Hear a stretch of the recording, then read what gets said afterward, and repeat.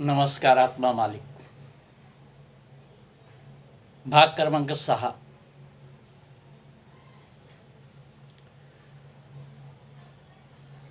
काही घटना अशा घडतात की समजा एखाद्या परिवारामध्ये जवान सदस्य मृत्यू पावलेला आहे,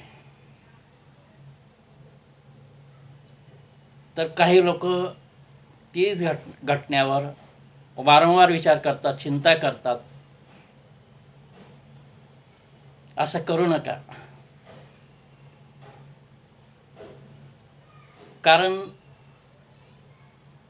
तुम्ही जो सांभाळ केलेला आहे मुलांचा,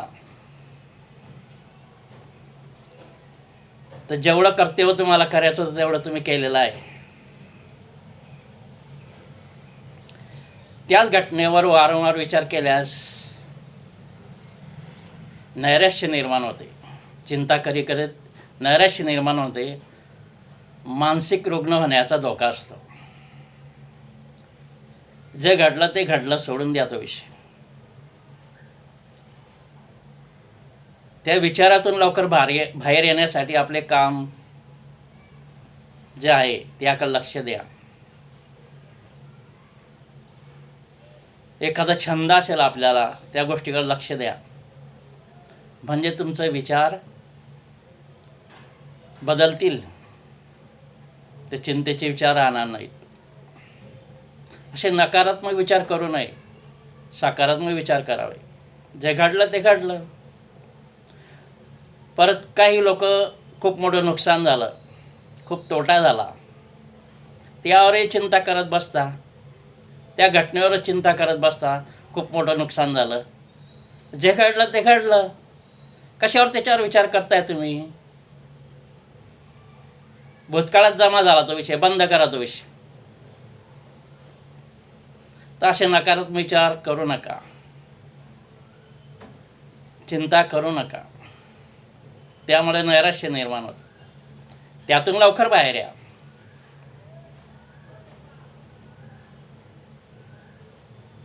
काही लोकांना लोक धमक्या देतात, मारून टाकेल. त्याच्यावर लोक विचार करत बसता.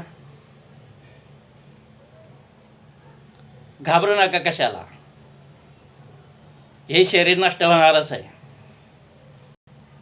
तुम्ही आत्मा आहात, अमर आहात. तुमचा मृत्यू नाही, आत्म्याचा मृत्यू नाही. तुम्ही आनंद स्वरूप आत्मा आहात.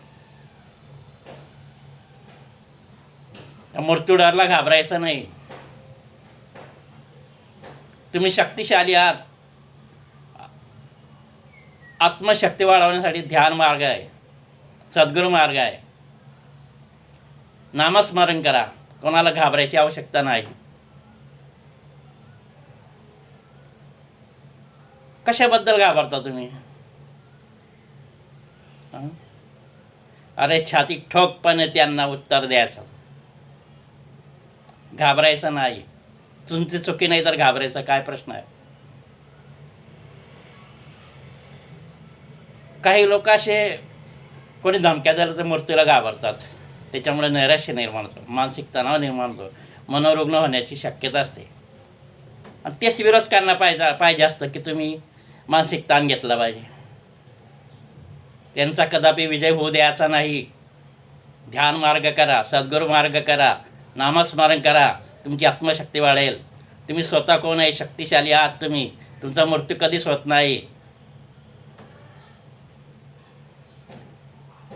म्हणजे आपण जी घटना पाहतो त्या घटनेवरच लोक विचार करत बसता. अरे असं करू नका. पुन्हा सांगतो, असं करू नका. तुम्ही आनंद स्वरूपात, शांती स्वरूपात.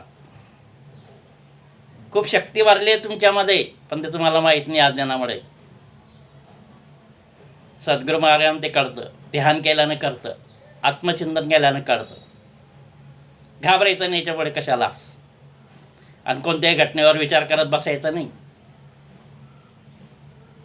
पुन्हा सांगतो, जे मुलं गेले ते गेले. जेवढं कर्तव्य तुम्हाला करायचं केलं. काय घेऊन आले होते तुम्ही सोबत? खाली हात आले होते. मग तो मुलगा मुलगी काय गेलं ते गेलं. जेवण होतं तर गेलं. जेवढं कर्तव्य करायचं तेवढंच करायचं. आपण सोबत काही घेऊन आलेला नसतो, खाली हात आलेले असतात. कर्तव्य करायचं फक्त. पुन्हा सांगतो, नुकसान झालं, मोठं नुकसान झालं, तोटा झाला. अरे झालं ते झालं. नैराश्यातून बाहेर या, तणावामधून बाहेर या, चिंतेतून बाहेर या, आनंदी जीवन जगा. सर्व काही आपल्या मनासारखं होत नसतं. जे घडायचं ते घडून जातं. पुन्हा आनंदी व्हा. ठीक आहे. आत्मा मालिक, धन्यवाद.